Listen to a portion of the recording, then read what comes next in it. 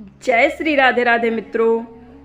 शिव भक्त या शोषण का शिकार, एक देवदासी की सच्ची कहानी। धूप के हल्के कटारे कोंकण मंदिर की दीवारों पर पड़ रहे थे। उस प्राचीन शिव मंदिर के भीतर शंख की गूंज और घुंघरुओं की आवाजें गूंज रही थी। लेकिन क्या कोई जानता है कि इस भक्ति की ओट में कितनी पीड़ा छिपी थी। यह कहानी है एक ऐसी स्त्री की जो शिव की आराधना में अपने जीवन को समर्पित समझी जाती रही, लेकिन असल में वो समाज की पाखंडी व्यवस्था का एक शिकार थी। उसका नाम था पद्मा। एक कन्या की भक्ति या साजिश। पद्मा का जन्म एक गरीब ब्राह्मण परिवार में हुआ था। माँ विधवा थी और पिता ने जन्म से पहले ही प्राण त्याग दिए थे। गांव वालों के लिए वह एक अशुभ कन्या मानी गई, लेकिन माँ ने हार नहीं मानी। उसने पद्मा को मंदिर के पास रोज ले जाना शुरू किया। छोटी सी पद्मा का मन भजन, आरती और नृत्य में रमने लगा। एक दिन गांव के महंत की नज़र उस बच्ची के मनमोहक नृत्य पर पड़ी। उन्होंने उसकी माँ से कहा, यह कन्या तो शिव की सेविका बनने के लिए जन्मी है, इसे देवदासी बना दो, महादेव की दासी। माँ के पास कोई विकल्प नहीं था। उसे विश्वास था कि कम से कम बेटी का पेट भर जाएगा। रेशमी वस्त्र, लेकिन कांटों की चुभन। पद्मा को शिव मंदिर में विधिवत देवदासी बना दिया गया। उसके शरीर पर रेशमी वस्त्र चढ़ाए गए, माथे पर कुमकुम और पैरों में घुंघरू। दिन भर नृत्य, प्रशिक्षण, पूजा पाठ और मंदिर के कार्यों में व्यस्त रहती। लेकिन जैसे ही वह 13 की हुई, चीजें बदलने लगी। अब उसे कुछ खास भक्तों के लिए नृत्य करना पड़ता, जो रात को मंदिर में आते। पद्मा समझ नहीं पाई कि भक्ति के इस रूप में उसका शरीर कब सेवा बन गया। एक रात गांव के जमींदार ने महंत से कहा, आज वह नृत्य मुझे दिखाओ जो पद्मा करती है। महंत ने सिर झुकाया। उसी रात पद्मा के जीवन की मासूमियत का अंत हो गया। देवदासी का अर्थ समझ आया। पद्मा अब 16 की हो चुकी थी। शिव की मूर्ति के सामने वह अब भी मुस्कुराते हुए नाचती थी, लेकिन आंखों में जला हुआ दीपक था। कई और लड़कियां उसके साथ मंदिर में लाई गईं।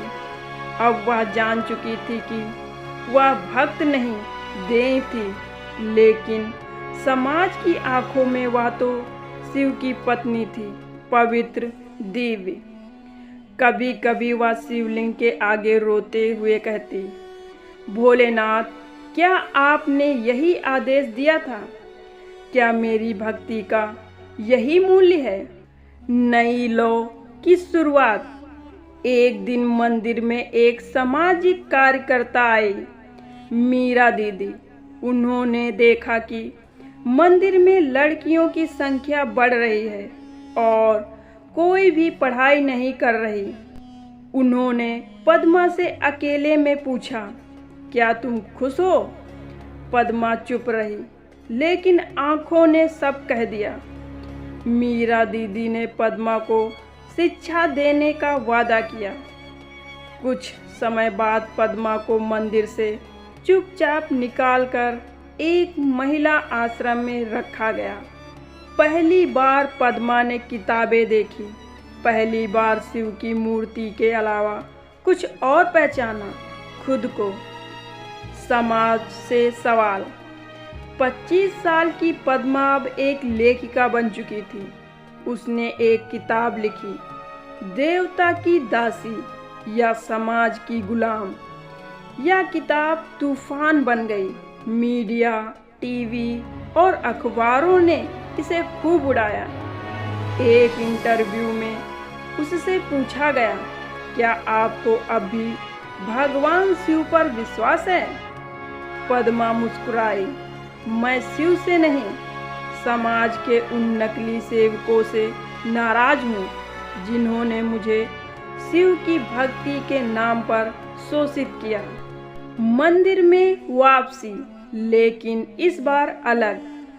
एक दशक बाद वह उसी कोंकण मंदिर में लौटी। अब वहाँ नई व्यवस्था थी। देवदासी प्रथा पर रोक लग चुकी थी।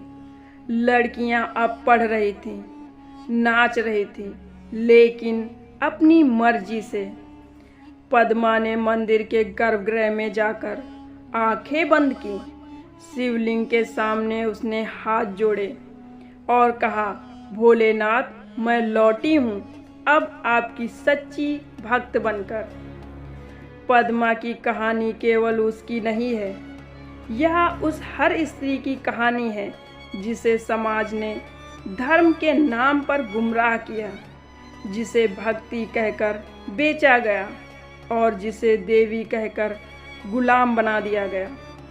लेकिन हर पद्मा के भीतर एक शक्ति होती है, अपने आप को फिर से खोजने की, और जब वह शक्ति जागती है तो वह केवल एक देवदासी नहीं रहती, वह स्वयं शक्ति बन जाती है। तो मित्रों, यह आज की हमारी कहानी आपको कैसी लगी? अच्छी लगी हो तो प्लीज़ एक लाइक, शेयर और चैनल को सब्सक्राइब अवश्य करें और कमेंट बॉक्स में जय श्री राधे राधे अवश्य लिखें। फिर मिलते हैं एक नई कहानी के साथ। तब तक के लिए अपना ख्याल रखिए, खुश रहिए। धन्यवाद मित्रों।